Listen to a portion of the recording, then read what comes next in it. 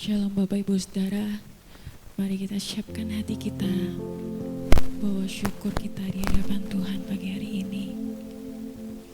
Kita mau menyembah Dia, kita mau memuji Dia dengan segenap hati. Haleluya Yesus. Yesus, Kau yang terindah di hidup kami Tuhan. Haleluya. Terima kasih Yesus.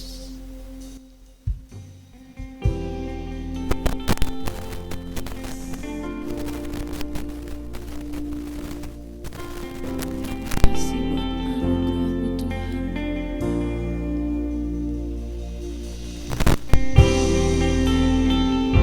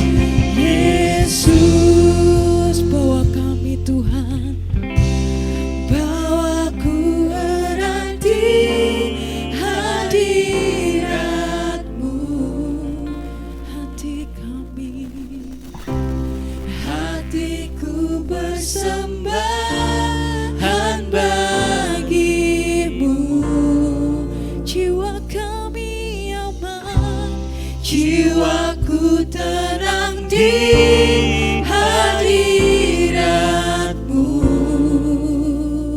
Hati kami Tuhan, hatiku aman dalam kasih-Mu.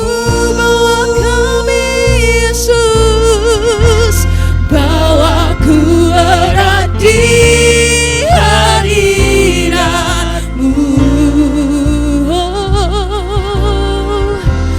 Hatiku persembahan bagi-Mu.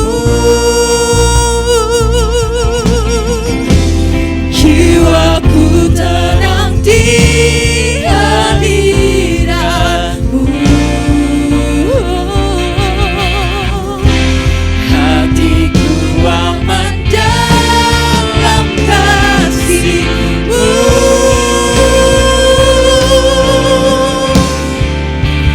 Ku membawa hatiku, hanya Engkau di hidupku. Yesusku, Kau terindah, selamanya ku menyembah-Mu. Ku membawa hidupku, inilah persembahanku untuk Yesusku. Kau terindah, selamanya ku menyembah-Mu. Ku membawa hatiku, hanya Engkau di hidupku. Yesusku, Kau terindah, selamanya ku menyembah-Mu. Ku membawa hidupku, inilah persembahanku untuk Yesusku. Kau terindah, selamanya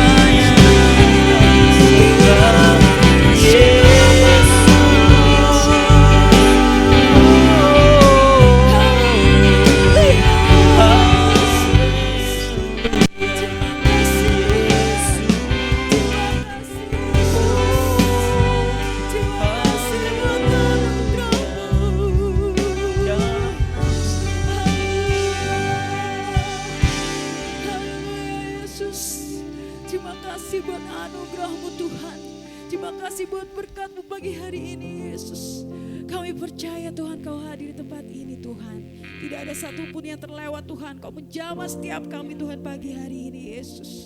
Kami mau memberikan yang terbaik untuk-Mu Tuhan pagi ini. Di dalam nama Tuhan Yesus. Haleluya. Amin. Mari berikan sorak-sorai bagi nama Tuhan. Haleluya. Haleluya. Yesus sungguh ada. Percaya Dia sediakan bagi kita. Amin. Haleluya. Yesus sediakan bagi kami. Mari berdoa bersama-sama.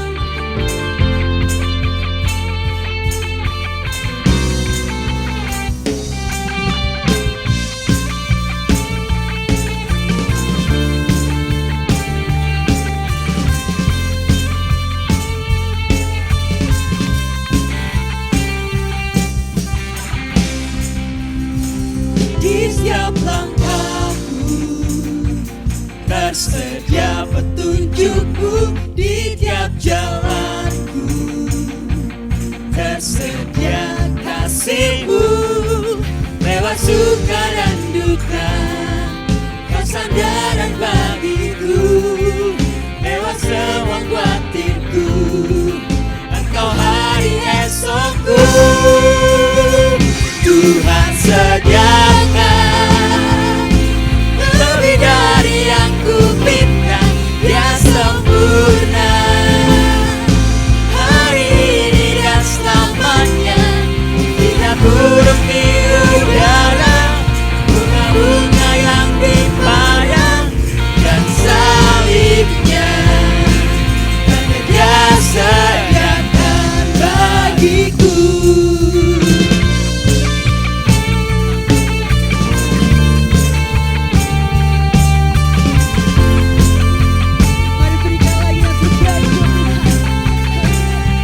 Setiap langkahku tersedia petunjuk-Mu, di setiap jalanku tersedia kasih-Mu. Lewat suka dan duka Kau sandaran bagiku, lewat semua khawatirku Engkau hari esokku. Tuhan sediakan lebih dari yang ku minta, Dia sempurna hari ini dan selamanya. Lihat burung di udara, bunga-bunga yang di padang dan salibnya, karena Dia sediakan. Tuhan sediakan lebih baik bagiku, rancangan indah hari ini dan selamanya. Lihat burung di udara, bunga-bunga yang di padang dan salibnya, tanda Dia sediakan bagiku.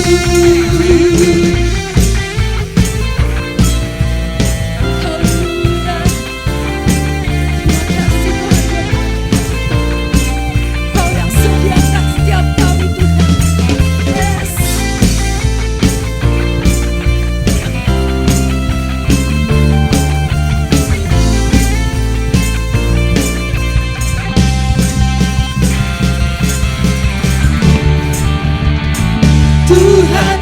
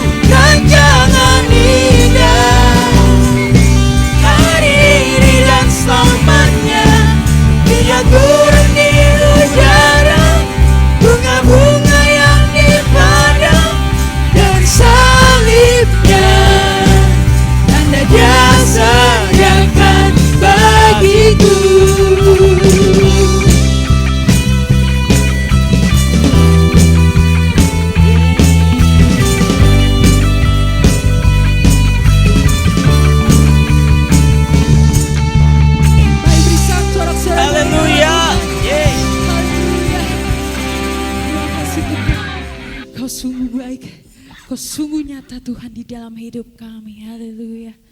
Yes.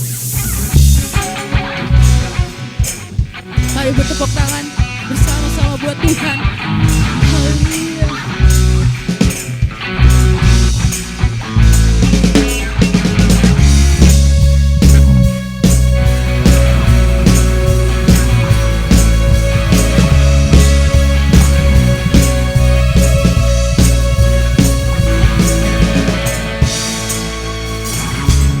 Siapa kau bandingkan perbuatannya yang heran? Tak ada. Kerajaannya yang terbesar tak akan tergoyahkan. Semua musuh pun gemetar mendengar nama-Mu Tuhan. Seorang kemenangan, sungguh tak tertandingi, tak ada yang setara denganmu.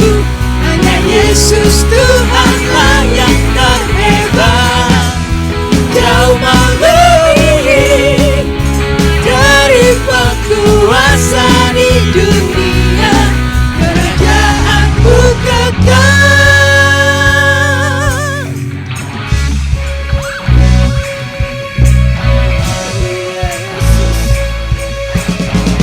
Pada siapa kau bandingkan perbuatannya yang heran?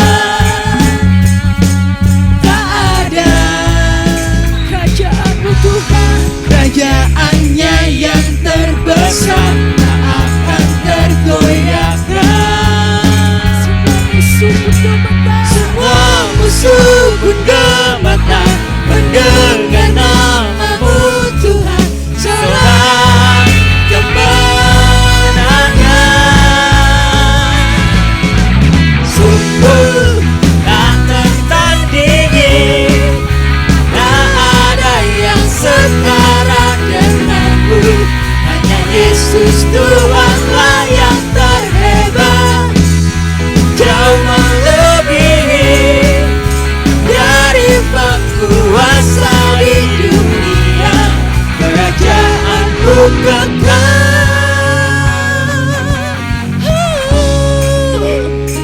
Haleluya. Kerajaan-Mu sungguh kekal di hidup kami Tuhan. Kau yang bertata di hidup kami Yesus. Haleluya. Yes.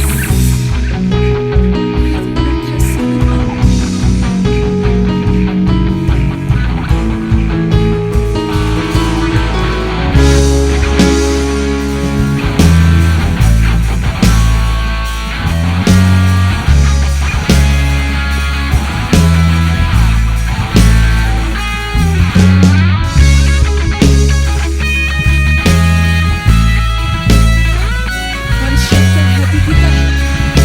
Yesus tak tertandingi. Haleluya.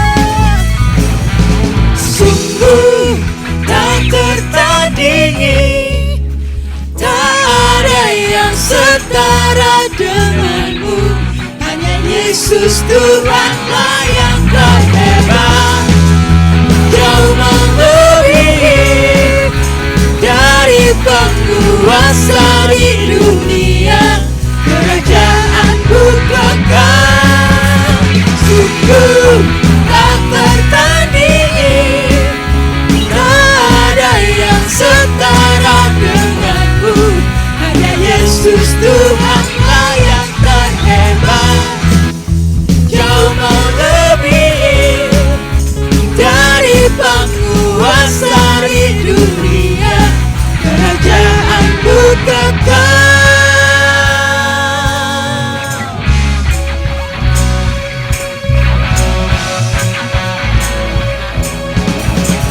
Mari berikan sorak-sorai bagi Tuhan. Yeay. Silakan duduk Bapak Ibu Saudara. Mari siapkan hati kita lebih lagi untuk Tuhan.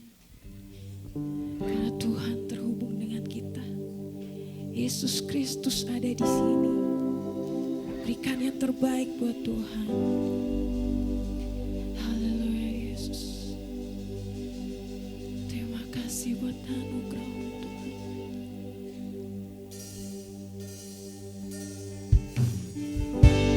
Kasih-Mu melayakkan setiap kami Yesus. Kasih-Mu sungguh besar.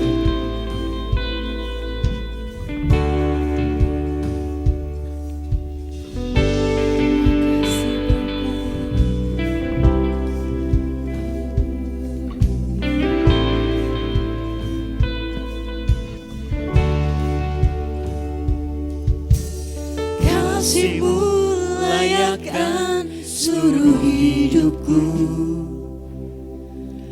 Bukan ku melakukan yang Kau inginkan. Tak bisa ku terlepas, Kau menggenggam tanganku. Ingin lebih mengenal pribadi-Mu.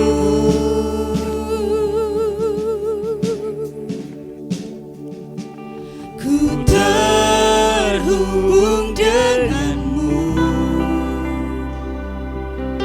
selalu melekat di hatimu. Firman-Mu itulah dasar hidupku, yang berdaulat atasku.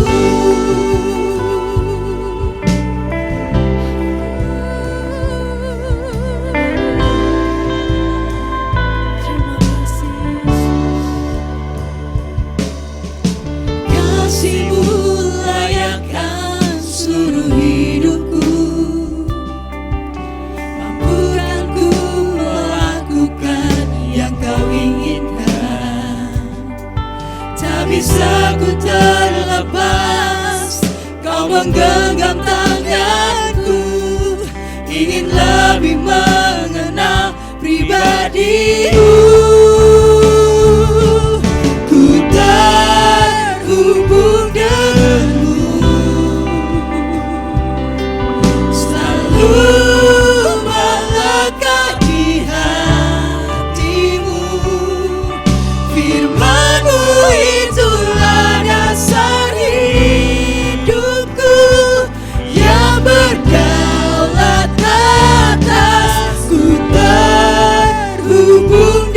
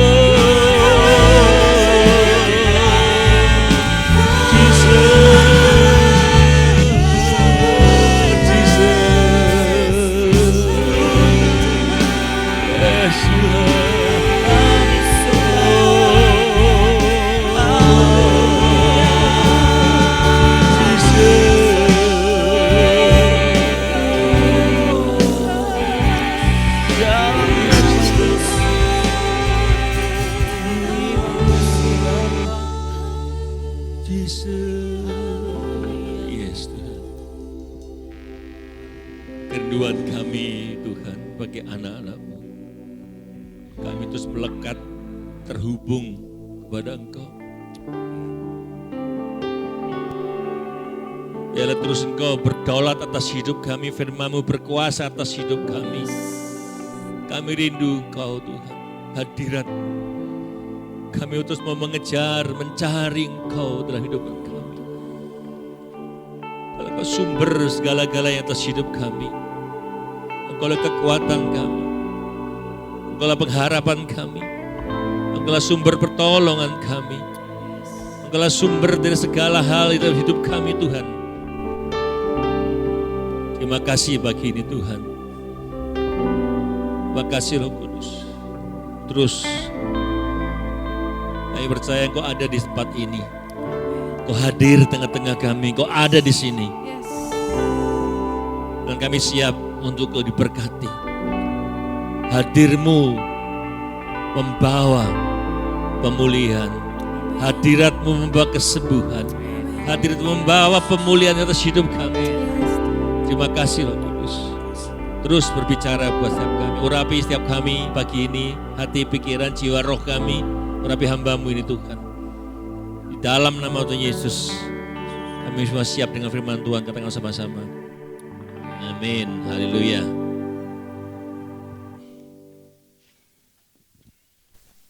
Shalom Ibu Saudara. Apa kabar? Yakin luar biasa? Haleluya. Coba lihat dulu kanan kiri wajahnya. Wajah-wajah luar biasa kah? Masih lonjong-lonjong? Enggak ya? Haleluya. Tanpa terasa kita terus berjalan, bergulir bulan demi bulan ya. Rasanya Natal baru berapa bulan lalu, sekarang sudah mendekati Natal. Ya, artinya Tuhan semakin dekat. Amin. Ya, tema sepanjang bulan ini bagaimana kita menjaga keseimbangan, karena keseimbangan itu merupakan satu proses, menjaga keseimbangan dalam proses transformasi. Ya, dalam proses kita mengalami perubahan yang total, butuh yang namanya keseimbangan. Ingat hari minggu pertama, kunci mencapai hidup bahagia. Minggu lalu Bu Dewi bicara apa? Lupa. Balance lifestyle. Ya, gaya hidup seimbang. Ya. Memang saya ingatkan terus ya, rahasia keberhasilan kita. Rahasia keberhasilan hidup kita adalah ketika kita seimbang. Ya, seimbang. Saudara, nafas pun harus masuk keluar. Harus menjaga keseimbangan jasmani, rohani, keseimbangan pikiran dan jiwa kita, iman dan roh, dan keseimbangan hidup sekarang dan hidup yang akan datang terjaga. Ya, karena kita tidak hidup hanya di dunia ini. Saya mau katakan bahwa setiap kita itu makhluk kekekalan. Amin. Saudara makhluk kekal. Amin. Iya, karena kita nanti pulang kekal. Kalau hewan, tumbuhan itu memang makhluk tapi enggak kekal. Mereka mati, binatang mati sudah jadi tanah, tapi kita mati, roh kita selamat. Amin. Kekal. Makanya saya mau katakan jangan hanya cari perkara-perkara jasmani saja. perkara-perkara duniawi, tapi mulailah mencari perkara-perkara hal-hal yang surgawi. Itu seimbang. Hal-hal yang perkara-perkara yang di atas, perkara-perkara surgawi. Artinya cari Tuhan. Amin. Kolose 3 ayat 1 sampai 2 mengatakan, ayatnya dikeluarkan saja ya. Kolose 3 1 sampai 2. Karena itu dikatakan, kalau kamu dibangkitkan bersama dengan Kristus, apa? Carilah perkara yang di atas, di mana Kristus ada, duduk di sebelah kanan Allah Bapa. Pikirkanlah perkara yang di atas, bukan yang di bumi. Loh, saya masih di bumi loh Pak, ya kan? Tapi kita jangan membumi terus, karena suatu hari nanti kita juga akan nggak ada di bumi lagi. Amin, amin. Yakin saudara? Karena gini. Orang-orang yang hanya memikirkan hal-hal yang duniawi, hal-hal yang jasmani saja, Filipi 3 ayat 19 mengatakan kesudahan mereka. Filipi 3 ayat 19 mengatakan kesudahan mereka ialah kebinasaan. Ya, jadi hanya memikirkan hal duniawi saja, katakan kesudahan mereka hanya ialah kebinasaan. Ya, Tuhan mereka ialah perut mereka. Yang kita pikirkan cuma perut aja kenyang. Ya. Nanti sakit, yusben, ya kan? Ya. Jadi mereka memikirkan perut saja, saudara. Banyak orang demikian. Ya kan? Ngerti sakit parah, ya. Jantungan, ya kan? Asam urat tinggi, enggak apa-apa, yang penting wareg, ya kan? Nanti sakit minum obat. Ya. Di sini enggak ada ya. Katakan Tuhan mereka, perut mereka, kemuliaan mereka, ialah aib mereka, pikiran mereka semata-mata tertuju pada hal perkara-perkara duniawi. Ayatnya yang luar biasa di ayat 20 dikatakan apa? Karena keluarga negaraan kita adalah di dalam surga. Wow. Amin. Warga surga, saudara warga surga atau warga Indonesia? Warga Indonesia juga warga surga. Amin. Firman Tuhan katakan karena warga kita, keluarga negara kita adalah keluarga di dalam surga. Dari situ juga kita menantikan Tuhan Yesus Kristus sebagai juru selamat. Amin. Saudara warga negara kerajaan surga, salami sebelah kamu warga surga. Ya, warga surga loh saudara. Artinya saudara saya ini ya sebagai murid-murid Kristus, ya kita ini anak Tuhan, ya kita anak Tuhan bukan warga dunia saja. Ya, saya mau katakan gini, kita warga surga, amin. Jadi kita bukan warga dunia yang sedang melakukan ke surga.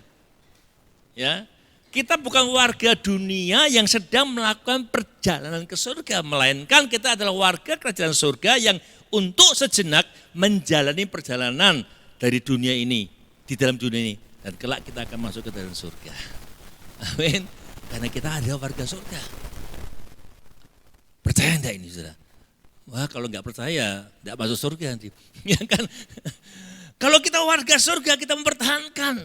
Ya, makanya saya suka ada nyanyian, di surga mulia, damai, sentosa. Amin. Tidak ada air mata di sana. Karena kelak kita akan ke sana.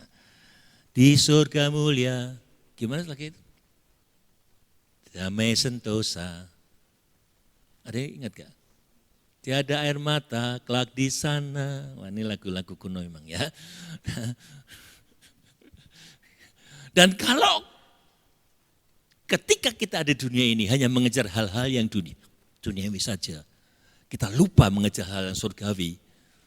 Kita lupa apa ya, kalau saudara naik pesawat ya terbang, kalau lihat pesawat terbang ya, dia itu nggak mungkin bisa terbang kalau moncongnya nggak dinaikkan.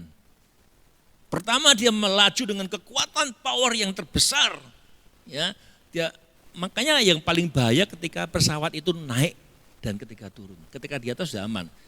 Yang paling bahaya ketika dia naik, ya, didorong, kalau itu macet jatuh. Ya. Kalau pesawat itu enggak mendongakkan kepalanya ke atas, dia enggak akan sampai di atas. Kalau kita enggak pernah melihat hal-hal perkara yang di atas, saudara tidak akan sampai di atas. Amin. lihat perkara-perkara surgawi. Kalau engkau mau masuk di dalam kerajaan surga. Amin. Ada yang berkata, aku tidak percaya hal-hal yang supranatural, yang gak kelihatan, yang adikodrati, yang nanti, yang penting sekarang. Saudara. Ya sudah terserah. Kita ini warga surga. Di akhir zaman ini, mari kita belajar, kejar dia, ketok dia, cari Tuhan. Amin. Sehingga yang kita cari adalah perkara-perkara yang membawa kita masuk dalam kekekalan. Makanya tema kita hari ini apa? Mencari Tuhan. Mencari Tuhan, apakah benar saudara mencari Tuhan? Saudara, mencari Tuhan. Yesaya 55 ayat 6 mengatakan, Yesaya 55 ayat 6, Yesaya 55 ayat 6 mengatakan, carilah Tuhan selama ia berkenan ditemui. Sama-sama baca yuk, carilah Tuhan selama ia berkenan ditemui. Berserulah kepadanya selama ia dekat. Artinya ada masa-masa di mana dia tidak berkenan ditemui. Kalau hari ini kita masih mudah bertemu dengan Tuhan di zaman anugerah ini, ada zaman di mana kita nggak bisa mencari Tuhan. Apa sih sebenarnya yang dimaksud dengan mencari Tuhan? Mencari Tuhan artinya kita berusaha untuk mengalami perjumpaan dengan Tuhan secara pribadi. Saya mau katakan kekristenan itu, saudara saya benar-benar mengalami yang namanya perjumpaan secara pribadi. Ya bukan harus ngomong audible atau tiba-tiba, Tuhan datang, enggak saudara. Ya, mengalami perkara-perkara supranatural. Mengalami yang namanya perjumpaan dengan Tuhan dan kita berjalan dengan dia setiap hari. Kalau kita mengalami perjumpaan dengan Tuhan, mencari Tuhan, kita berjumpa dengan Tuhan, setiap hari kita tahu bahwa Allah menyertai kita. Makanya ketika kita menyadari keterbatasan kita, ketidakberdayaan kita ini, kita harus benar-benar penuh dengan kerendahan hati mencari dia. Kitab Amos mengatakan, carilah aku maka kamu akan hidup. Jadi kalau kita nggak cari Tuhan, berarti kita nggak akan mengalami kehidupan. Mungkin kehidupan apa? Kalau kita nggak cari Tuhan, kita mati pengharapan, mati kreativitas, mati hubungan kita dengan Tuhan, nggak terhubung dengan Tuhan, mati rohani, saudara. Karena ketika kita di dalam Tuhan, ada roh Tuhan, Roh Kudus. Itu yang memberikan kita hikmat. Roh Kudus memberikan kita kreativitas. Saudara. Karena Roh Kudus adalah roh penolong. Amin. Yang kadang-kadang dalam keadaan terdesak, terhimpit, kita nggak ngerti apa jalan keluarnya, Roh Kudus memberikan celing gitu saudara. Pernah nggak saudara? Kalau Roh Kudus saudara.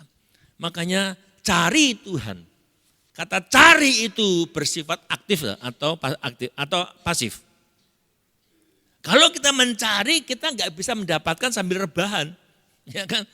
Mencari ya seperti orang mencari harta terpendam itu saudara. Ya giat cari Tuhan sampai ketemu. Mungkin hari-hari ini tanpa sadar ada anak Tuhan yang mulai kehilangan kasih mula-mula. Mulai kehilangan gairah mencari Tuhan. Kenapa? Karena lebih mengasihi dunia daripada mengasihi Tuhan.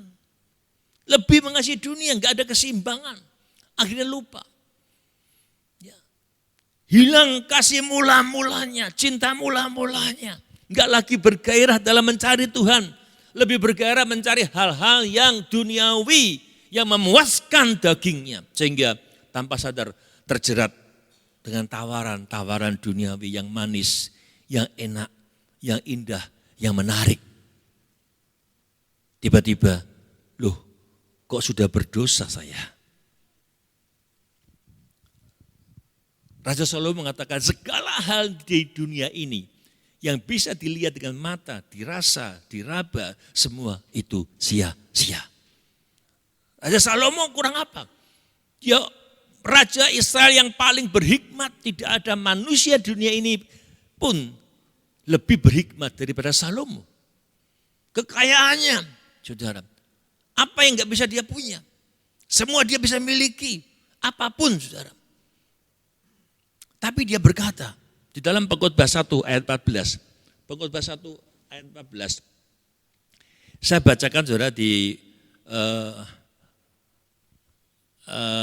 Pengkhotbah 1 ayat 14 ya. Aku telah melihat segala perbuatan yang dilakukan orang di bawah matahari. Orang melakukan segala macam, mencari apapun di bawah matahari. Tapi lihatlah, segala sesuatu adalah kesia-siaan dan usaha menjaring angin. Artinya apa menjaring angin? Tidak dapat apa-apa. Di terjemahan NIV dikatakan, saya merenungkan segala sesuatu yang dicapai oleh manusia di bumi dan saya menyimpulkan, ini pengkhotbah Salomo, segala sesuatu yang telah dicari dan dicapainya adalah sia-sia seperti mengejar angin. Jadi segala sesuatu yang dicapai itu sia-sia. Semua potensi yang dia punya, yang dia dapat menjadi kesia-siaan belaka. Artinya gini, walaupun dapat diraih, namun tidak bisa berguna. Paham ya? Bisa diraih tapi tidak berguna. Tanpa apa? Tanpa ketaatan pada kehendak Allah, tanpa ketaatan pada perintah Tuhan. Segala sesuatu yang kita bisa raih tapi tidak berguna. Kenapa? Karena sebab semua akan berakhir dan yang terakhir adalah penghakiman Allah. Dan sesuatu yang Anda kerjakan hari ini akan harus dipertanggungjawabkan kepada Allah. Akhirnya Salomo mengatakan, kesimpulannya dia mengatakan demikian dalam Pengkhotbah 12 ayat 13. Pengkhotbah 12 ayat 13, ini akhir kesimpulan seorang raja yang hebat di dunia. Salomo, dia katakan akhir kata dari segala yang didengar. Apa? Sama-sama katakan, takutlah akan Allah dan berpeganglah pada perintah-perintahnya karena ini adalah kewajiban setiap orang. Saudara orang, kita orang, kewajiban kita apa? Takut akan Tuhan dan pegang semua perintah-perintahnya. Ayat 14 yang mengatakan apa? Karena Allah akan, ayat 14, karena Allah akan membawa setiap perbuatan ke pengadilan yang berlaku atas segala sesuatu yang tersembunyi, entah baik, entah yang tersembunyi, yang kelihatan pasti, yang tersembunyi pun. Kalau kita nggak akui, nanti di hadapan pengadilan akan diadili. Amin. Makanya saudara, di dalam 2 Tawari nanti kita akan baca juga, karena kita akan belajar di Tawari saudara. Dikatakan gini, 2 Tawari 14 ayat 4, ia memerintahkan orang Yehuda supaya mereka mencari Tuhan, Allah nenek moyang mereka dan mematuhi hukum dan perintahnya. Artinya apa? Hal utama yang harus dilakukan oleh setiap kita, anak Tuhan, adalah takut akan Tuhan dan pegang pada perintah. Tadi katakan terhubung dengan firman-Nya. Ini sama kayak gini. Kita boleh ekstrim gini ya. Kita boleh melakukan semua keinginan kita. Halo? Kita boleh melakukan semua keinginan kita asal melakukannya dalam takut akan Tuhan. Nah, amin. Boleh kau lakukan semuanya. Asal yang kita lakukan dengan takut akan Tuhan dan tetap pegang perintahnya. Karena perintahnya enggak mungkin hal yang buruk. Amin saudara. Boleh lakukan semuanya asal dalam takut akan Tuhan dan ada dalam koridor perintahnya Tuhan. Rancangan Tuhan baik enggak saudara? Wow, Yeremia 29:11 mengatakan, aku tahu rancangan-rancangan yang ada padaku mengenai kamu. Rancangan Tuhan dikatakan damai sejahtera, bukan kecelakaan. Tapi rancangan Tuhan yang memberikan kepadamu hari depan dan masa depan yang penuh dengan harapan. Namun ketika kita mau menikmatinya, rancangan yang penuh dengan harapan itu, apakah bisa datang tiba-tiba? Supaya rancangan Tuhan tergenapi dalam kehidupan kita, kita harus terlebih dahulu mengerjakan apa yang menjadi bagian kita. Saudara mau dapat pekerjaan, mencari pekerjaan, doa, tapi dengan usaha. Mau cari pekerjaan, ya doa betul, tapi saudara harus membuat lamaran. mungkin membawa lamaran ke perusahaan, benar nggak saudara? Ada bagian kita. Makanya Yeremia 29 ayat 13 sampai 14a mengatakan demikian saudara. Ya, supaya rancangan tergenapi. Yeremia 29 ayat 13 katakan demikian, apabila kamu mencari aku, ini bagian kita, ketika cari Tuhan, maka kamu akan menemukan aku. Benar saudara? Kalau kita ingin menemukan Tuhan, mencari Tuhan, bagian kita apa? Kita cari dulu. Cari Tuhan, maka dia akan menemukan, engkau akan menemukan aku. Yang luar biasa gini, apabila kamu menanyakan aku dengan segenap hati, ayat 14a, aku akan memberi kamu menemukan aku. Ini loh aku, nah gitu ya. Asal kita mau cari. Kalau kita nggak mau cari dia nggak akan berkata ini aku. Ya, saudara pernah nggak orang tua pernah main tong umpet sama anaknya? Tahu tong umpet ya? Orang tua ngumpet gitu kan. Tapi anak nggak bisa ketemu-temu tiba-tiba, ini saya gitu kan. Anak cari dulu saudara. Ya kan, tiba-tiba kita muncul. Nah, ini loh Bapak di sini. Nah, itu Tuhan. Ketika kita mencari dia, maka dia berkatakan, aku akan memberi kamu menemukan aku. Makanya tujuan khotbah hari ini, saudara, saya mau mengajak kita semua tetap mencari Tuhan supaya tetap ditolong. Amin. Tetap mencari Tuhan supaya tetap mau ditolong, cari Tuhan. Kalau saudara cari Tuhan pasti ditolong. Kata mencari itu kalau kita nanti belajar di Tawari ya, 29 kali di seluruh kitab Tawari mencari Tuhan disebutkan. Artinya mencari Tuhan adalah faktor yang paling penting dalam kehidupan kita. Amin saudara. Nah hari ini, minggu ini kita akan mengungkap kehidupan Raja Asa. Ya, Raja Asa. Kita akan baca 3 pasal, tapi saya nggak dibaca, saya akan ambil ayat-ayatnya saja karena panjang ya. Karena pasal 14, 15 dan 16 ini fase kehidupan seorang Raja Asa. Ya, 3 fase kehidupannya. Ya, seorang raja yang berhasil ketika dia mencari Tuhan. Dan mengapa dia gagal finish well? Karena ketika dia punya masalah dia nggak lupa cari Tuhan. Saya berharap kita semua di masa tua kita, di masa-masa akhir kita tetap finish dengan baik. Saudara, ada 3 periode kehidupan Asa yang kita akan belajar. Apa yang harus kita ikuti dan apa yang harus kita hindari. Hal yang baik yang Raja Asa lakukan, hal yang pertama, dia mencari Tuhan dan dia mengalami kemenangan dan keamanan. Di dalam 2 Tawari pasal 14, sudah buka dalam 2 Tawari 14 yang bawa Alkitab.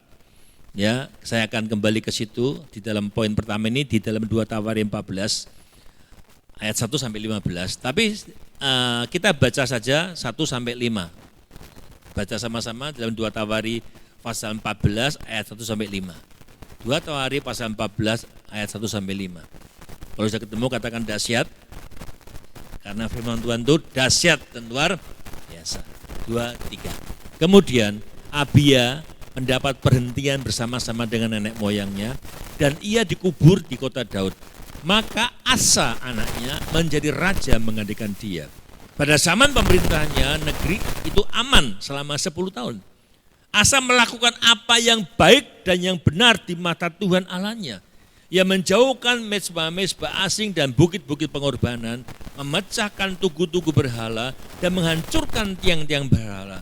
Ia memerintahkan orang Yehuda supaya mereka mencari Tuhan, Allah nenek moyang mereka, dan mematuhi hukum dan perintah. Ia menjauhkan bukit-bukit pengorbanan dan pedupaan-pedupaan dari segala kota di Yehuda dan kerajaan aman di bawah pemerintahannya. Amin, saudara. Kita perhatikan ayat ini, saudara. Sepanjang pemerintahan Rehabeam dan Abia itu bapaknya Asa, terjadi kemerosotan rohani di Israel. Mereka mendirikan kubu-kubu penyembahan berhala. Saudara, mereka mendirikan tempat-tempat penyembahan berhala. Didirikan. Namun kita melihat ketika Raja Asa itu menjadi raja. Ketika dia menggantikan orang tuanya menjadi raja, dikatakan ia di awal pemerintahnya, ia melakukan apa yang baik dan benar di mata Tuhan. Dia melakukan yang baik dan benar.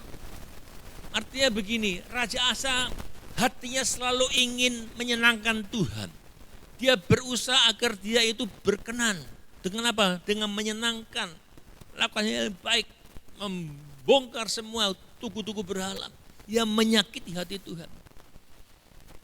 Seringkali kita tetap biarkan berhala-berhala, bahkan mendirikan tugu berhala dalam kehidupan kita. Dan kita beribadah.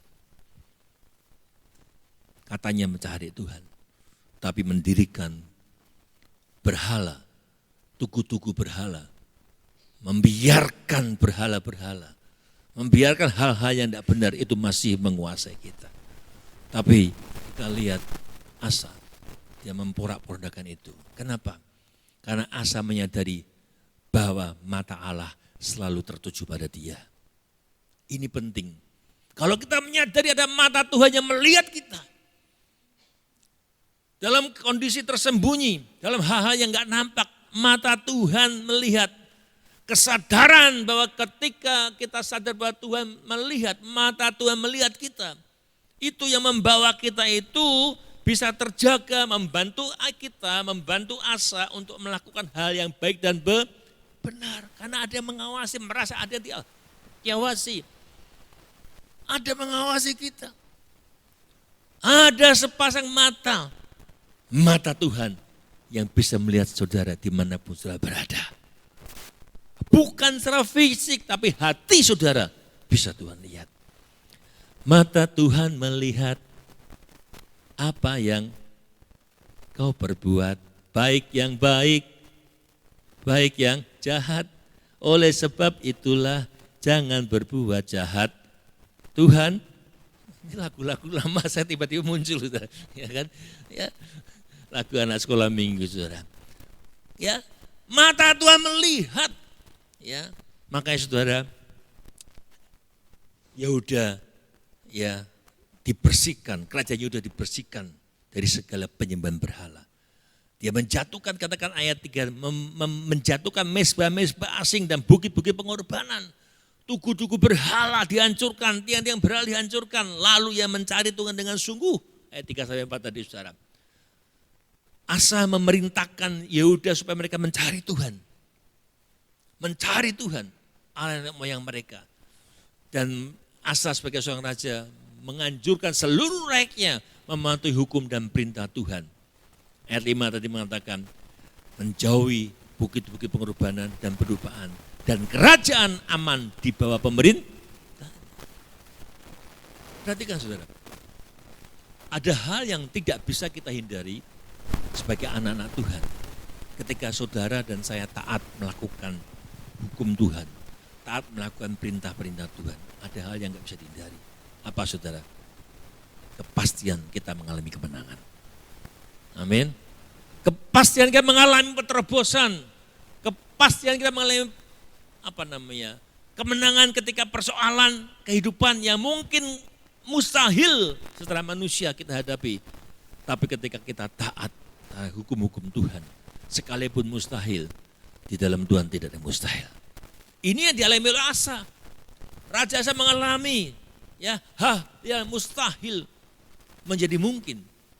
Ketika Raja Asa diserang oleh Zerah, kerajaan Ethiopia, dengan tentara sebanyak 1 juta orang dan 300 kereta. Dan dia hanya punya tentara Yehuda 300 dan Benyamin 280, 580. Melawan 1 juta tentara. Menang mana? Kita lihat di dalam ayat 8, 1 Tawari pasal 14. Sudah buka Alkitabnya ya. Di dalam kitab Tawari 2 Tawari 14 ayat 8 dikatakan itu. Pasukan Asa itu cuma 300 orang. Iya kan? Terus Benyamin 280. Berarti 580. Sedang ayat 9 katakan orang Ethiopia itu Serah perang dengan bawa apa? 1.000.000 orang dengan 300 kereta. Asa menghadapi. Mungkin nggak menang. Mustahil. Saudara. Nggak mungkin menang. Saya mau katakan begini, saudara. Dalam menghadapi serbuan tentara Ethiopia yang jumlahnya 2 kali lipat itu, dalam hitungan tidak mungkin menang.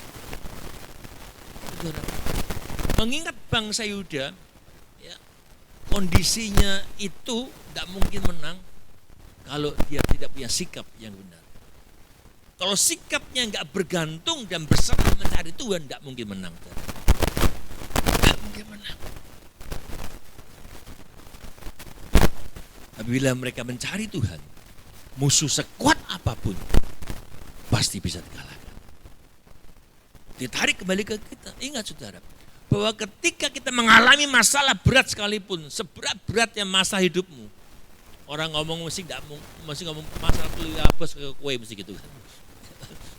Kamu tuh masalahmu kecil, aku tuh berat banget saudara, kok seneng gitu. Seberat-beratnya masalah kita itu tergantung dengan sikap kita menghadapinya. Bagaimana sikap kita, bagaimana respon kita menghadapinya. Kalau kita respon kita cari Tuhan, bersandar dengan Tuhan dan doa, pasti besar kuasanya. Pasti ada jalan keluar.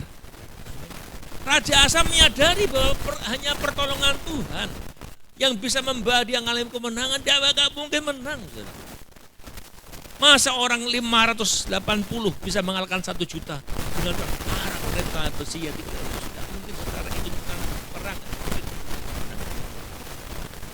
Tapi kita lihat, perhatikan doa Asa. Asa berdoa. Dan doanya mengesankan saudara di ayat 11, 2 Tawari 14, ayat 11. Alkitab saudara tadi pegang, kalau perlu coret-coret, tulis yang penting. 2 Tawari 14, ayat 11 mengatakan apa? Kemudian apa? Asa berseru mencari Tuhan. Berseru pada Tuhan, ya Tuhan, selain daripada Engkau, tidak ada yang dapat menolong yang lemah terhadap yang kuat. Dia katakan dengan iman, tidak mungkin selain Engkau. Tolonglah kami ya Tuhan, Allah kami, karena kepadamulah kami bersandar, dan dengan namamu kami maju melawan pasukan yang besar jumlahnya ini. Aku perang dengan nama Tuhan, panji-panjiku Tuhan. Ya Tuhan, Engkaulah Allah kami. Jangan biarkan seorang manusia mempunyai kekuatan untuk melawan Engkau. Wow, ini doa yang luar biasa doa. Doa yang dengan berani memohon tuh agar Tuhan campur tangan. Kenapa? Dikatakan karena Yehuda, dia katakan Asa, karena Yehuda benar-benar menjadikan dia sebagai Tuhan mereka. Dia katakan, karena kepadamulah kami bersandar, dengan namamu kami maju perang, karena Engkau Allah kami. Wow, saudara, hanya orang yang dekat dengan Tuhan, punya keintiman, punya jam-jam kedekatan dengan Tuhan yang berani menyatakan seperti itu. Punya bahasa yang benar-benar saya mau katakan merasa dekat. Ketika dia berdoa, kami benar-benar telah menjadikan Engkau Tuhan. Saudara, ketika engkau berdoa, apakah engkau benar-benar menjadikan dia Tuhan? Dia Tuhan. Apakah ketika kita berdoa benar-benar kita merasakan engkau benar-benar Tuhan? Ada banyak anak Tuhan yang hari-hari bisa berdoa seperti ayat. Gak bisa berdoa lagi dengan hati yang dekat, bisa merasakan apalagi menangis. Jangan ngomong Kristen nangis juga aku nangis. Di surga itu harta yang paling berharga itu tidak ada. Maksudnya tidak ada harta di surga. Bukan harta, sesuatu yang di surga, di bumi ada, surga tidak ada, cuma air mata. Surga tidak air mata, makan air mata di surga kalau yang kita menangis itu karena dekat dengan Tuhan luar biasa. kalau engkau nggak bisa lagi merasa dekat dengan Tuhan, mau nyanyi nggak bisa merasa terenyuh, nggak bisa ada getaran, saudara harus dia bisa merasakan hadirat Tuhan.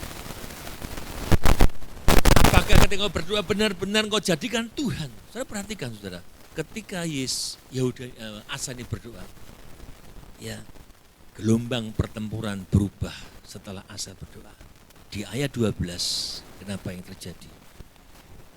Ayat 12, dan Tuhan memukul kalah. Tuhan yang berperang. Ingat ketika Daud berperang lewat Absalom, Tuhan yang berperang. Karena Daud juga mencari Tuhan. Tuhan memukul kalah orang Ethiopia itu di hadapan Asa dan Yehuda. Orang-orang Ethiopia itu lari. Wow, lari. Dikejar sampai ke Gerar ayat 12 dan selanjutnya saudara. Dan banyak orang tewas itu. Yang luar biasa. Ternyata Asa dan orang-orang Yehuda di zamannya Asa, dia tidak hanya mencari Tuhan ketika mereka susah. Bukan mencari Tuhan ketika mereka dalam keadaan tertekan saja. Bukan ketika pada hari-hari kesusahan saja mereka cari Tuhan. Tapi juga pada hari-hari ketika mereka aman. Ketika mereka baik-baik saja. Mereka juga cari Tuhan. Apakah saudara tetap mencari Tuhan dengan sungguh? Dengan kadar doa, jam doa yang sama ketika engkau sedang baik-baik saja. Aman-aman saja. Atau hanya ketika susah doanya, wah bisa sehari 10 kali. Ketika aman lupa berdoa. Saudara perhatikan ayat 6 saudara. Dalam 2 Tawari 14. Karena negeri itu aman dan tidak ada yang memerangi di tahun-tahun itu. Maka ketika negara aman, dia sanggup membangun kota. Karena aman. Kalau enggak kan sedang enggak bisa bangun. Karena aman dia bangun kota, bangun tembok-tembok. Karena ada keamanan. Mari kita memperkuat dan ngelilingi kota dengan tembok ayat 7. Karena negeri ini masih dalam tangan kita. Karena kita apa? Mencari Tuhan Allah kita. Dan Ia mencari kita. Serta mengaruniakan keamanan kepada kita di segala penjuru. Maka mereka aman melakukan pembangunan dengan berhasil. Di masa aman mereka mencari Tuhan. Saudara, mari cari Tuhan dalam segala kondisi dan musim hidup kita. Amin saudara. Jangan cari Tuhan ketika masalah baru tiba. Cari Tuhan selama Tuhan bisa berkenan di kita. Itu yang pertama, fase pertama. Yang kedua saudara, selanjutnya dalam pemerintahan Raja Asa dalam pasal 15. Artinya ayat 14. Ya, dikatakan Asa masih terus melibatkan dan mencari Tuhan. Sehingga dia mencari Tuhan. Yang poin kedua, Asa mencari Tuhan. Dia mengalami reformasi dalam hidupnya. Reformasi itu apa ya saudara? Reformasi itu perubahan yang drastis terjadi. Itu reformasi. Ya, kalau transformasi itu perubahan bentuk yang benar-benar dari yang tidak ada menjadi ada itu. Ya, itu transform yang sama. Kita harus mengalami reformasi, mengalami transformasi. Asa mencari Tuhan dan dia mengalami yang namanya reformasi. Di dalam Mazmur 105 ayat 5, 105 ayat 4. 105 ayat 4 mengatakan, yuk kita baca. Mazmur 105 ayat 4. Sama-sama baca ya. Carilah Tuhan dan kekuatannya. Carilah wajahnya selalu. Amin. Kalau kita berjumpa dengan Tuhan, mencari Tuhan, pasti kita juga mendapatkan kekuatannya. Amin. Engkau kuat. Saudara kalau perhatikan, ini kan Raja Daud. Raja Daud mengajak setiap kita mencari Tuhan dan kekuatannya serta wajah Tuhan. Makanya lagu-lagu itu cari wajahmu Tuhan ketika masuk dalam hati. Kalau kita menyimak Raja Daud, kita menemukan bahwa dia seorang yang sederhana, ya seorang yang memiliki hati yang selalu mencari dan haus akan Tuhan. Dia dari kandang domba, pengembalaan, dia angkat. Daud diangkat menjadi raja yang luar biasa hebat ketika itu. Ya, Raja Israel memiliki otoritas juga yang tertinggi dalam masa hidupnya. Tapi yang membuat Daud berhasil, Daud gak pernah kalah perang, saudara. Kenapa? Dia katakan, karena dia mencari Tuhan. Dalam segala apapun yang dia lakukan, dia tanya Tuhan, dia cari Tuhan. Dari pengalaman pribadinya, Raja Daud menyatakan bahwa yang paling penting dalam hidup ini, kamu kanan kiri mencari Tuhan. Amin. Ya. Jangan lari sana, lari sini, mencari pertolongan. Ya Bu Wal, Bu Wal lihat di sana. Ya. Kalau ingat Bu Wal itu kalau dulu nyanyi lagunya itu, ya kalau punya masalah jangan lari sana, lari sini. Cari tuh Tuhan. Ya, lari sana, lari sini. Ya, selama lagu itu enggak dinyanyikan lagi. Saudara, ya, saudara lihat, ya, Daud mengatakan orang yang mencari Tuhan tidak akan kekurangan sesuatu pun. Amin, saudara. Mazmur 34 dan 11b. Orang yang mencari Tuhan tidak akan kekurangan dalam segala apapun yang baik. Wow. Tekun terus cari Tuhan, pasti akan mengalami reformasi kehidupan. Akan mengalami perubahan secara drastis. Kalau saya ingat saudara, kami mengalami saudara, saat di mana-mana ketika kami masuk dalam pengembalaan hamba Tuhan, kami mengalami masa-masa di mana kami hanya mengandalkan, kami bisa mengandalkan Tuhan, kami bisa mencari wajah Tuhan. Apakah ketika kami mengandalkan Tuhan, mencari wajah Tuhan, langsung masalah hilang? Masalah masih ada, tekanan kehidupan masih ada bertahun-tahun. Tapi saudara, ketika andalkan Tuhan, mencari Tuhan, walaupun masalah masih ada, tapi tiap kita hadapi hari demi hari, saudara, diberi kekuatan untuk menjalani kehidupan. Masa-masa masuk di kepompong, kan? Bu Debi kemarin beli susu aja susah, ya kan? Susu ini karena mahal lagi. Saya bilang iya ya. Ketika itu saya nggak bisa rasakan. Lakukan apa saja ya seperti dihadapin. Hari nggak ada, besok ada. Mau bayar apa bisa hari nggak ada, besok tiba-tiba pagi-pagi ada, saudara. Sering. Mau bayar SPP juga demikian, saudara. Hidup dari hari ke hari, saudara. Padahal waktu dulu saya nggak begitu. Hidup seperti mau makan besok aja nggak ada, saudara. Tiba-tiba besok ada. Artinya mau bayar SPP malam belum ada, tiba-tiba besok ada, saudara. Amin, saudara.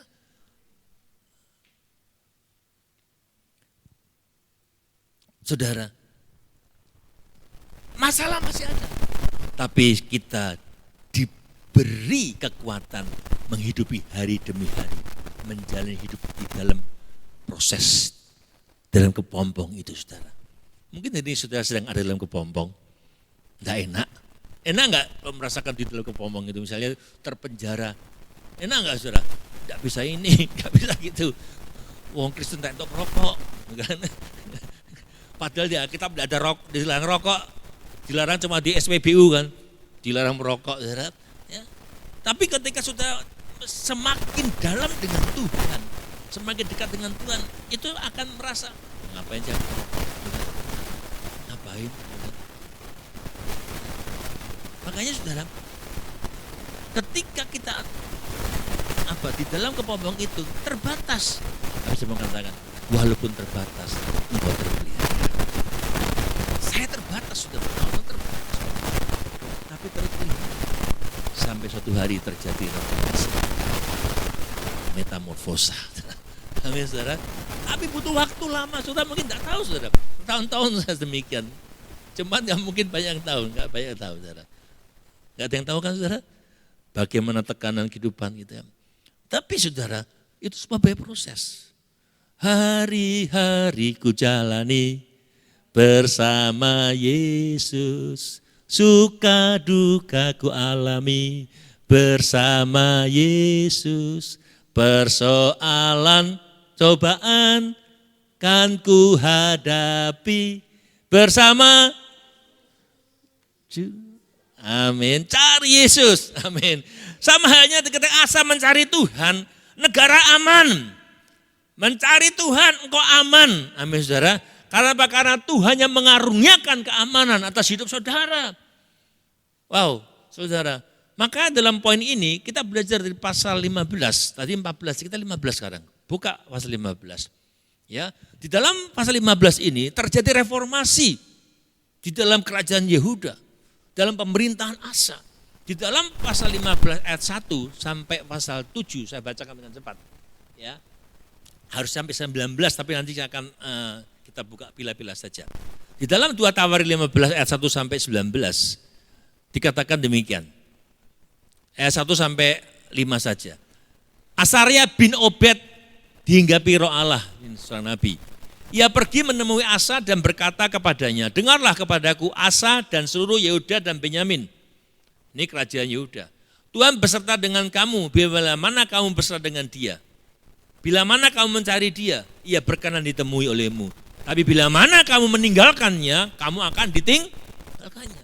Lama sekali Israel tanpa Allah yang benar, tanpa ajaran daripada imam dan tanpa hukum. Tetapi dalam kesesakan mereka berbalik kepada Tuhan, Allah orang Israel. Mereka mencarinya dan ia berkenan ditemui oleh mereka. Pada zaman itu tidak dapat orang pergi dan pulang dengan selamat. Karena terdapat kekacauan yang besar. Gak ada damai di antara segenap penduduk daerah-daerah itu. Bangsa menghancurkan bangsa, kota hancurkan kota. Karena Allah mengacaukan mereka dengan berbagai kesesakan. Tapi kamu ini, kuatkan hatimu, jangan lemah semangatmu. Karena ada upah bagi usaha.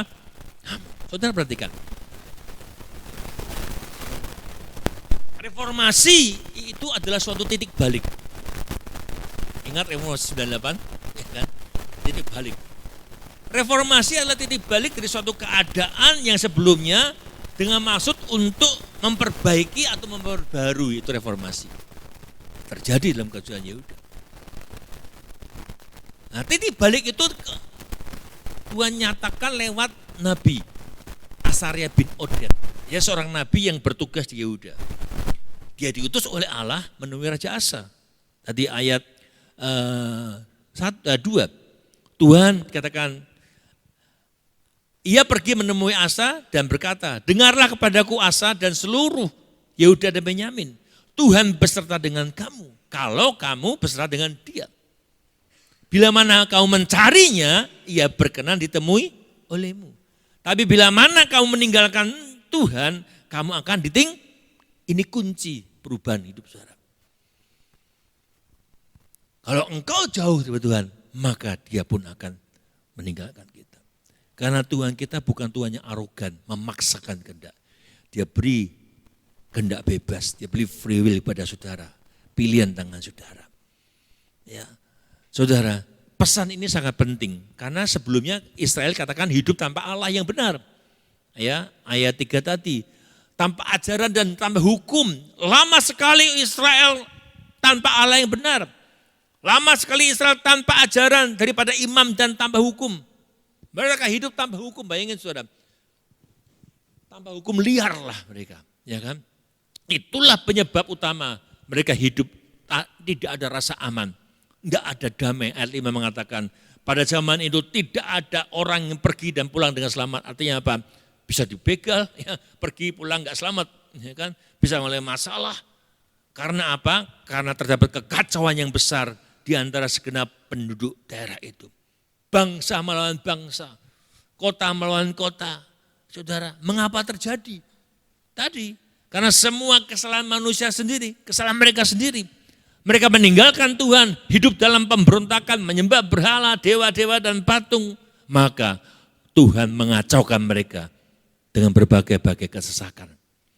Tapi kita melihat, untungnya keadaan itu tidak berlarut-larut. Raja Asa menyadari, makanya sadar itu penting. Raja Asa menyadari kesalahan bangsanya. Kalau pemimpin tidak sadar-sadar, waduh, yang di bawahnya kalau rumah tangganya pemimpinnya siapa?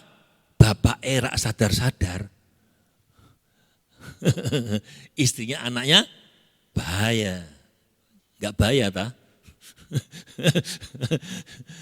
Para pemimpin, ya suami ngomong yang baik, ada suaminya, Pak sadar. Kalau suaminya sadar, masih istri anaknya mau nggak mau nyadari. Karena suami itu kepala gerbong. Gerbongnya mau kemana? Keretanya kemana? Ya kan, saudara? Gerbongnya nyemplung laut, yang lokomotifnya nyemplung laut, gerbongnya ikut. Suami itu maksudnya bukan gerbong, lokomotif. Salah ngomong. Ya kan? Lokomotifnya masuk jurang, gerbongnya ikut. Yang bawa suami bagi lokomotif. Pak. Haleluya. Istri ngomong, kamu boleh kepala, saya leher. Jadi leher gak bisa gerak tanpa kepala. Leher kepala gak bisa gerak tanpa leher. Waduh baik. Saudara, makanya saya katakan, sadar. Raja Asa sadar menyadari kesalahan bangsanya. Peringatan Nabi Asaria itu menjadi titik balik. Terjadi reformasi. Ya, sehingga terjadi reformasi. Dan itu dilakukan oleh Asa, Raja Asa. Raja Asa melakukan reformasi. Ketika dia mencari Tuhan, dia diingatkan Tuhan, dia sadar. Dia singkirkan para dewa-dewa asing. Di dalam 2 Tawarikh 15 ayat 8 tadi saudara. Ya. Dia singkirkan dewa-dewa asing di seluruh tanah Yehuda dan Benyamin. Selain itu katakan dia mereformasi, memperbarui mezbah Tuhan yang ada di Bait Allah. Dia kumpulkan seluruh Yehuda, seluruh Benyamin, orang-orang Efraim, ayat 8 ya. Ketika Asa, 2 Tawarikh 15 ayat 8. Kita baca sama-sama, saya bacakan saja ya, 2 Tawarikh 15 ayat 8. Ini terjadi reformasi. Dikatakan ketika Asa mendengar perkataan nubuat yang diucapkan oleh Nabi Asaria bin Obed itu, ayat 8, ia menguatkan hatinya dan menyingkirkan dewa-dewa kejijikan di seluruh tanah Yehuda, Benyamin dan kota-kota yang direbutnya di pegunungan Efraim, yaitu 3 kota tadi, Efraim, Manasye dan Simeon. Ia memperbaharui mezbah Tuhan, mereformasi mezbah Tuhan yang ada di depan balai bait suci. Ia kumpulkan seluruh Yehuda, Benyamin dan Efraim, Manasye, Simeon yang tinggal di antara mereka sebagai orang asing. Ya, dia kumpulkan mereka. Lalu mereka, 3 ayat 10, mereka berkumpul di Yerusalem dan mereka mempersembahkan kepada Tuhan 700 lembu sapi, 7 ekor domba dan jara mereka dan bawa mereka pulang. Saudara, luar biasa. Terjadi reformasi di kerajaan Yehuda. Lalu Asa mengadakan perjanjian mencari Tuhan dengan segenap hati dan segenap jiwa dan bersumpah setia kepada Tuhan di dalam ayat 12 sampai ayat 15. Sudah baca buka ayat 12 sampai 15. Dikatakan demikian, Asa mengadakan perjanjian untuk mencari Tuhan. Ini raja, saudara. Dia kepala pemerintahan. Raja sadar, saudara, dia bisa memaksakan rakyatnya juga menyadari. Terjadi reformasi ya di Yehuda ketika itu.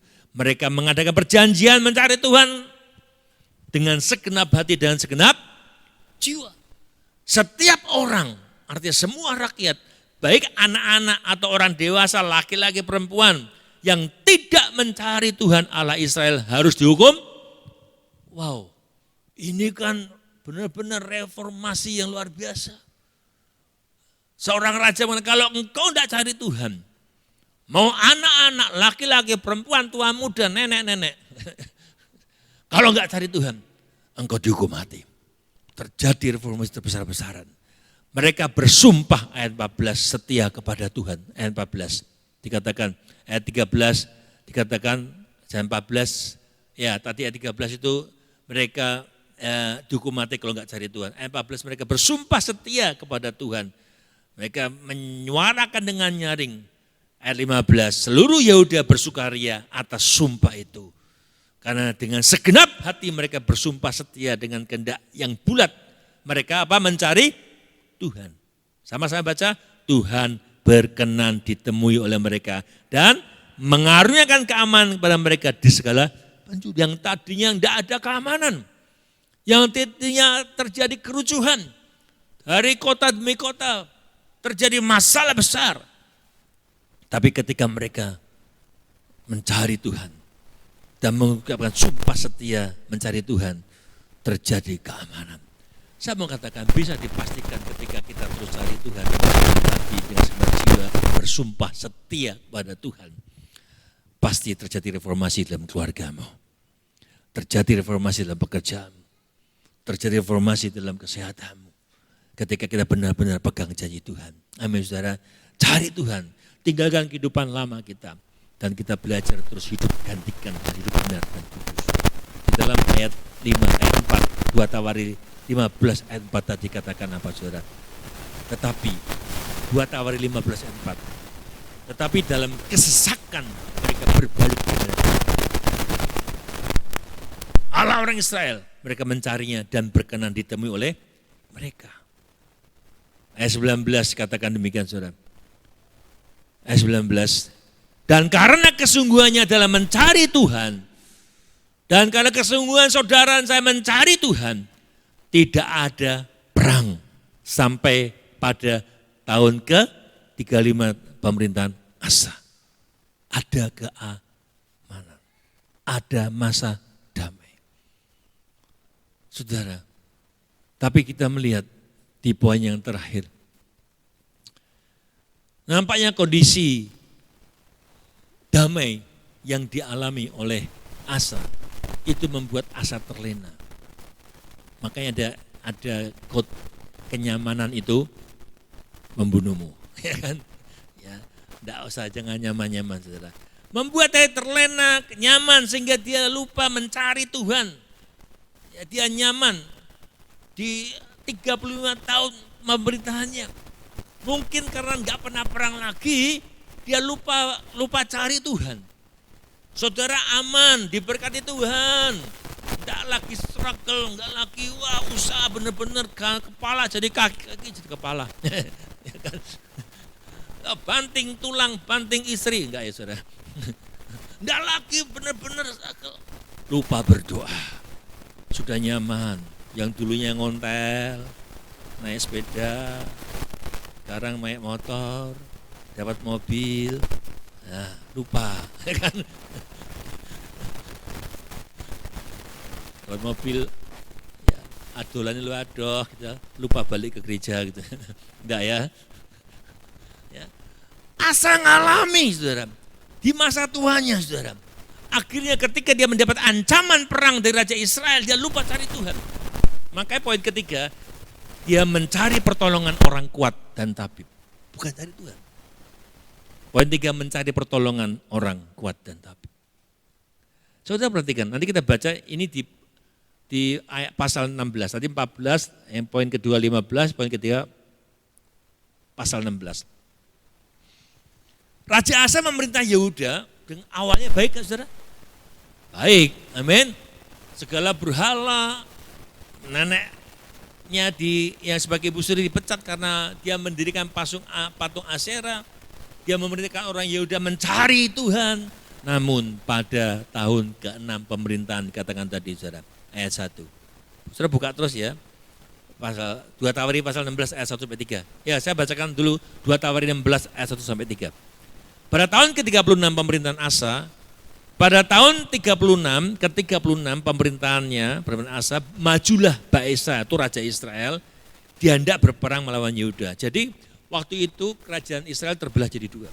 Kerajaan utara itu Yehuda, kerajaan selatan itu Israel. Yehuda itu kerajaan Yehuda itu suku Yehuda ditambah Benyamin, ya, dan selanjutnya itu masuk suku Israel, itu kerajaan Israel. Ada kerajaan Israel dan kerajaan Yehuda. Yehuda itu Raja Yehuda itu termasuk Daud, ya. Saudara perhatikan ayat 1 tadi. Ketika itu Raja Israel hendak berperang melawan Yehuda. Ya. Asa, ya, kedatangan Raja Baesa untuk diajak berperang. Ia memperkuat Rama dengan maksud mencegah lalu lintas kepada Asa Raja Yehuda. Ketika Asa ini, ya, Raja Baesa maju berperang melawan Asa, Asa mengeluarkan emas dan perak dari perbendaharaan rumah Tuhan dan dari perbendaharaan rumah raja dan mengirimkan kepada Ben-Hadad Raja Aram, raja lain lagi, Raja Aram yang diam di Damsyik dengan pesan, ada perjanjian antara aku dengan engkau, antara ayahku dengan ayahmu. Ini kukirimi emas dan perak padamu, marilah batalkan perjanjianmu dengan Baesa raja Israel supaya ia undur daripadaku.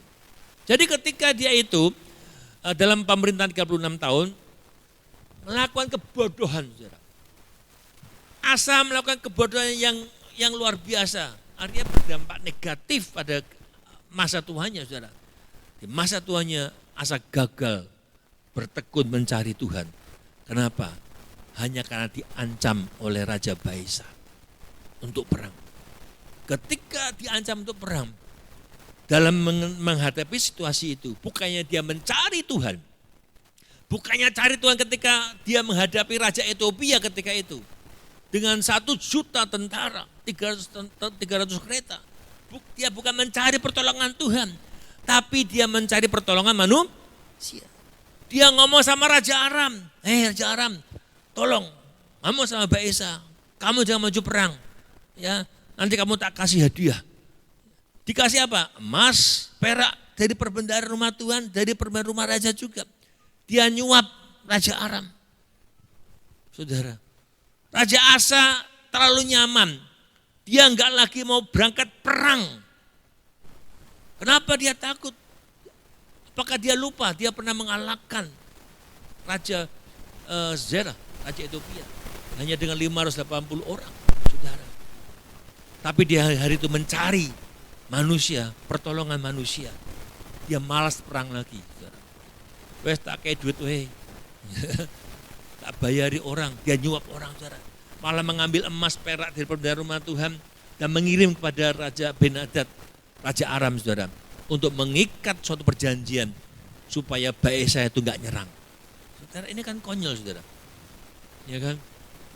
Maka dalam 2 Tawari 16 ayat 7 sampai 9, Hanani, Nabi Tuhan, datang kepada Asa, menegur.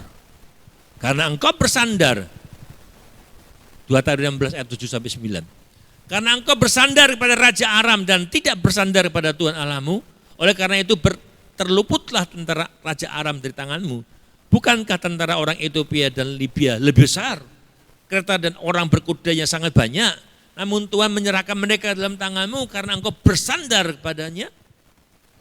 Karena mata Tuhan menjelajah seluruh bumi untuk melimpahkan kekuatannya pada mereka yang bersungguh hati terhadap dia. Dalam hal ini engkau telah berlaku goblok. Bodoh gitu kan. Orang bahasa Jawa lebih mantap ya, goblok. Bodoh. Oleh sebab itu, mulai sekarang engkau akan mengalami peperangan. Wow. Raja Asa sudah mengalami mujizat pertolongan Tuhan. Saudara, dia memukul kalah orang Ethiopia hanya dengan 500 orang. Tapi dia lupa, imannya goyah. Mungkin begini ya, karena kenyamanannya dia enggak lagi bergantung sama Tuhan. Karena peperangan itu kan membuat kita kan terjaga. Kalau sudah perang terjaga enggak, saudara? Wah, musuh datang. Doa peperangan. Makanya sampai hari ini kau harus doa peperangan, saudara. Peperangan rohani. Peperangan terhadap kuasa-kuasa, kan lawan kita bukan orang yang kelihatan, tapi roh-roh penghulu di udara yang enggak nampak, saudara. Ada roh kepahitan, roh amarah, roh cemburu, roh iri hati. Itu didengungkan, ya terus ditabur. Nah, itu peperangan kita. Melawan roh yang malas ibadah, itu peperangan, saudara. Ya kan? Kita lawan dengan peperangan rohani setiap hari. Karena gini, saudara. Kalau kita melihat di masa tuanya Asa, masa tua Asa ini orang yang mendapatkan mujizat pertolongan Tuhan berkali-kali. Dalam perang dia menang karena dia mengandalkan Tuhan. Tapi saya mengatakan mujizat boleh ada. Mujizat itu sesuatu yang ya kita rindukan, saudara. Ketika orang mendapatkan mujizat, mereka lebih percaya ketika ada mujizat, wah Tuhan itu ada. Tapi saya mengatakan, mujizat tidak bisa menggantikan iman saudara. Ya, mujizat tidak bisa menggantikan iman saudara. Iman saudara itu tergantung dengan bagaimana engkau membangun hubunganmu dengan Tuhan, bagaimana engkau mengadakan kedekatan dengan Tuhan, berserah percaya sama Tuhan. Hidup rohanimu semakin dekat cari Tuhan, maka engkau enggak akan lemah. Engkau kuat menghadapi apapun, saudara. Mujizat enggak mungkin menggantikan iman. Orang Israel ketika dihadapkan keluar dari Mesir, berapa mujizat mereka hadapi. Laut terbelah, air jadi darah, tulah-tulah itu kan mujizat semua. Tapi ketika mereka di dalam perjalanan, proses hidup mereka terus memungkiri. Mereka malah ingin balik lagi, mendingan aku kembali ke Mesir, saudara. Ya, seringkali banyak orang Kristen mengalami mujizat, ya cinta Tuhan awal, mengalami kasih mula-mula. Karena gini, ketika orang percaya itu benar-benar mengalami Tuhan secara luar biasa, cinta mula-mula, dia doa dapat. Ketika engkau berdoa, wah diberkati Tuhan. Tapi setelah itu, 2-3 tahun, aku doa aku orang itu apa-apa ya. Doa aku tidak manjur lagi, mulai diproses Tuhan. Ya, kalau hanya bergantung mujizat, dia nggak akan kuat. Ketika punya masalah, seperti Asa. Dia ngalami mujizat, tapi ketika dia dihadapkan persoalan, dia lupa.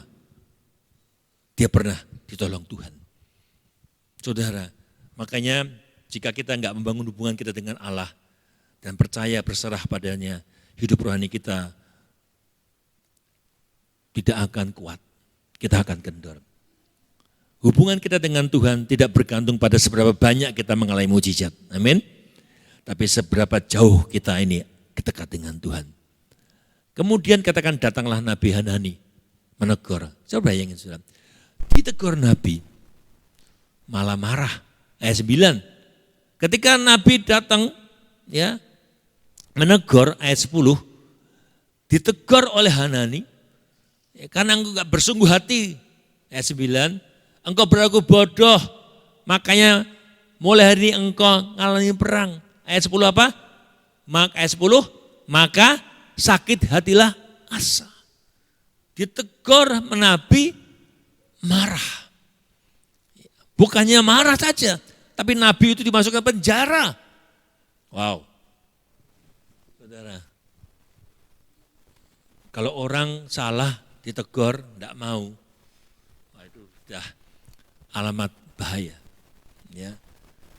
Kalau ditegur malah nyari salah orang lain, ya itu saya dulu ya. Sini enggak ada ya.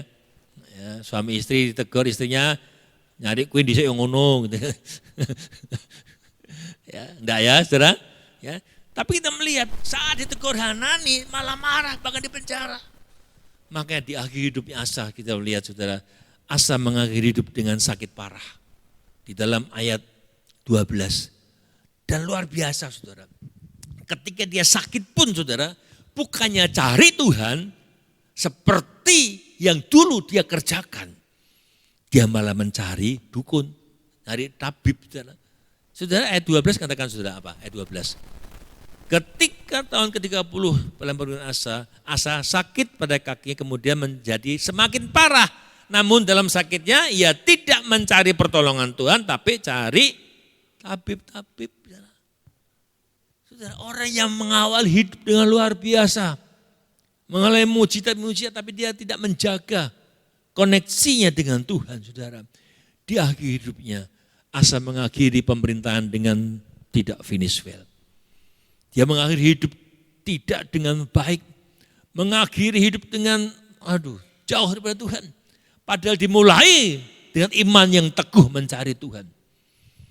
Kenapa? Karena dia enggak bersungguh hati. Kalau dalam ayat 19 tadi kan mereka tidak bersungguh hati terhadap dia. Di dalam NIV dikatakan dia tidak mengabdikan dengan sungguh, dengan sepenuh hati. Maka Asa gagal ya saudara dalam hidupnya. Yang tadinya benar-benar hidup dalam takut akan Tuhan, cari Tuhan, gagal karena berlaku bodoh. Saya berharap kehidupan kita jangan demikian. Kita terus setia sampai akhir. Pengabdian sepenuh hati pada Tuhan sumber dari segalanya. Komitmen setengah hati pada Tuhan itu kebodohan. Kenapa? Karena Asa ini setengah hati. Saudara, mulai terus di akhir zaman ini saya mendorong kita semua. Saya berharap kita suatu hari nanti kelak Saudara, setelah kehidupan terjadi perubahan, rapture, saudara yang saya mengatakan yang tidak sungguh-sungguh bersungguh hati kepada Tuhan akan melewati masa sengsara. Ada 3 fase kehidupan manusia dalam keselamatan, seperti buah pisang. Kalau sudah melihat pohon pisang, ketika tidak mungkin itu seorang orang yang memang usaha tanam pisang, dia nggak mungkin biarkan pisang itu kuning semua baru dipanen. Lihat gitu? Enggak kan? Pasti paling enggak hijau semua atau sudah ada 1-2 yang menguning di atas baru dipanen. Artinya apa? Fase kehidupan dalam Tuhan, engkau akan matang. Itu disebutkan buah sulung gereja. Matang wit, matang pohon. Hanya beberapa, enggak sedikit. Itu yang repot. Enggak sedikit, tidak banyak, sedikit. Satu tandan itu paling 2 yang itu orang yang matang. Lanjutnya yang di bawahnya fase yang kedua itu hijau. Ya, ditunggu 2 hari 3 hari matang. Yang bawah sendiri lebih lama. Perlu apa? Dikarbit. Supaya ada 3 fase. Saudara mau di mana? Mau matang pohon, mau lewat sengsara, 2, 3, 7 tahun lewat sengsara baru matang, atau dikarbit dulu baru matang lewat masalah. Pilihan tangan saudara. Ngomong kanan kiri, yuk kita cari Tuhan. Mari kita menutup diri. Kita nyanyikan puja, dekat padamu itu rinduku.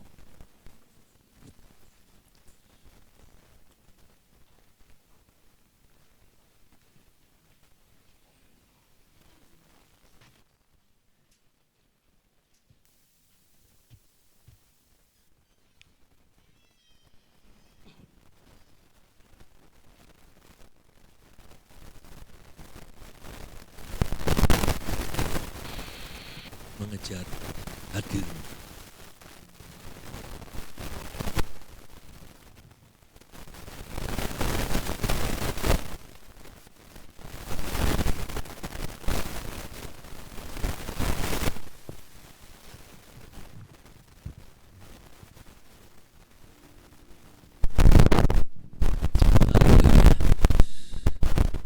Arahkan hati kita, nyanyikan dengan hati saudara.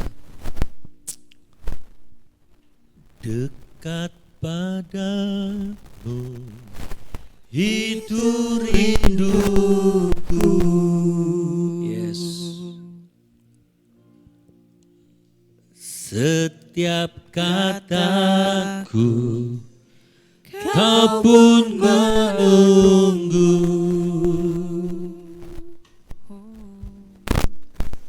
Aku sangka ku temukan satu kasih yang abadi, kini ku datang yang ku bawa hidupku memandang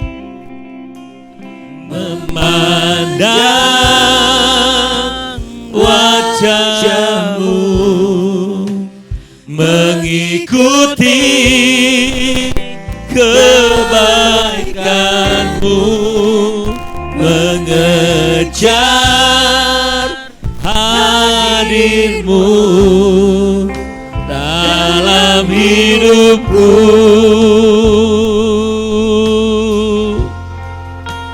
Membawa sebabku, menyatakan kebesaranmu, mengejar hadir hadirmu dalam hidupku, dekat padamu, hidupkan hatimu, dekat padamu. Itu rinduku Tuhan, Itu Amin. rindu.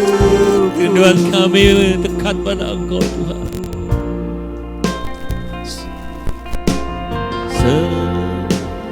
Setiap kataku Kau pun ku tunggu. Amin.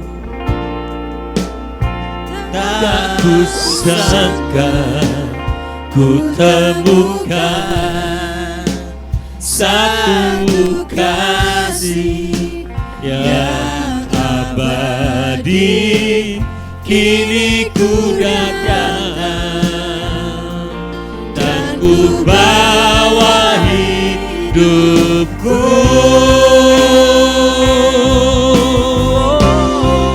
memandang wajahmu, mengikuti kebaikanmu, mengejar hadirmu dalam hidupku, membawa sembahku, menyatakan kebesaranmu, mengejar hadirmu dalam hidupku, memandang pada wajah-Mu, mengikuti kebaikan-Mu, mengejar hadir-Mu dalam hidupku. Membawa sembah-Mu, menyatakan kebesaran-Mu, mengejar hadir-Mu dalam hidupku.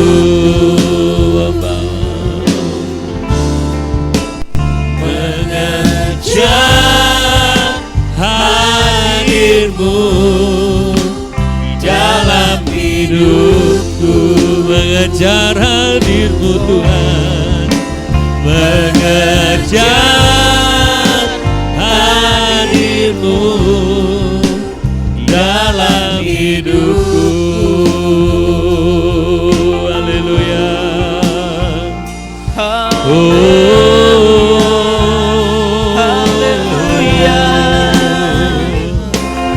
Haleluya.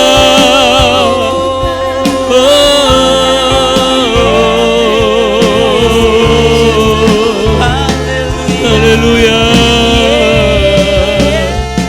Haleluya.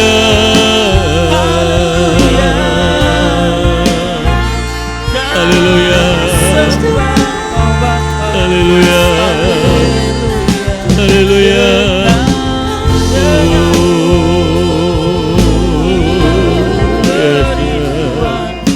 Haleluya.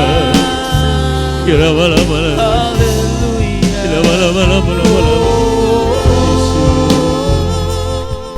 Haleluya.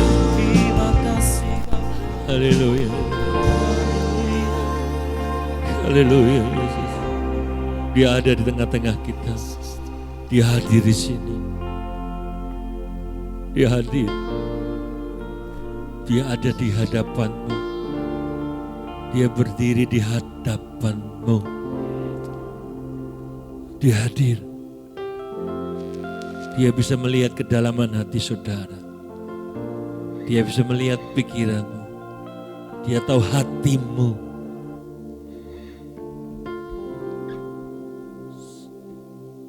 Sejauh mana cinta mula-mulamu pada Tuhan? Apakah kau masih mencari Tuhan dengan sungguh?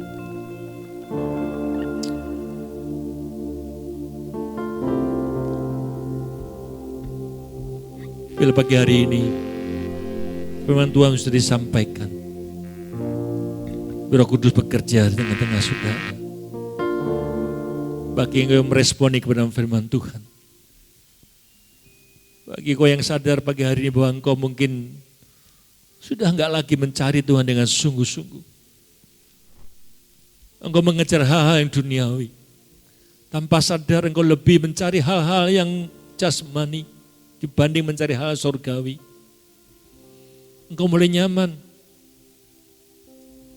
Engkau tidak lagi mengalami persoalan yang berat. Seperti dialami oleh Raja Asa. Dalam pemerintahannya mereka, dia aman. Mari jaga hati saudara. Tetap kejar dia. Tetap cari Tuhan. Jangan lengah. Jangan terlena dengan kehidupan ini. Karena seringkali jebakan-jebakan iblis itu jebakan yang enak. Jebakan yang membuat kita nyaman. Tapi berujung pahit atas kehidupan kita. Sehingga satu hari nanti di masa-masa tertentu tidak sanggup lagi berbalik. Kenikmatan hidup tidak sanggup membuat kau berbalik kepada Tuhan.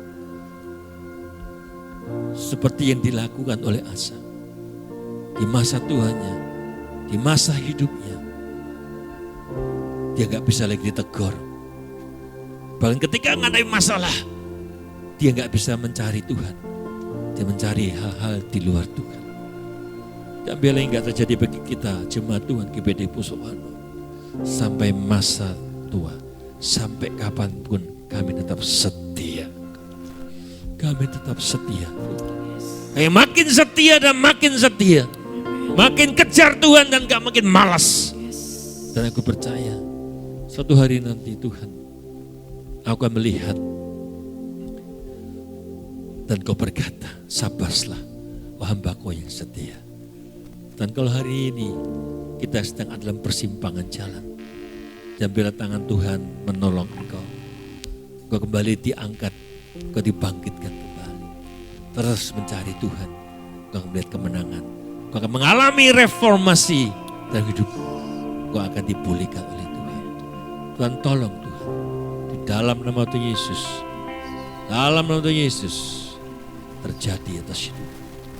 Diberkati Tuhan. Sama-sama kita katakan. Amin.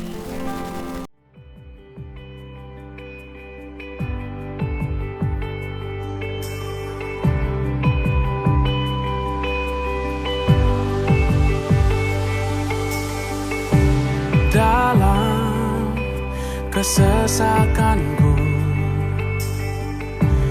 Kau beri kedamaian-Mu.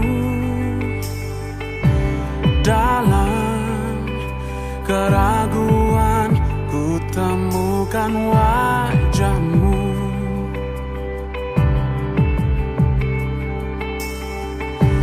Karena pengorbanan-Mu, Kau jadikanku baru. Sungguh ku terkagum, amanku di dalam-Mu, Yesus. Kau membuatku sesuai rencana-Mu. Kau memegang setiap musim hidupku. Ku serahkan semua kekhawatiranku, ku milik-Mu.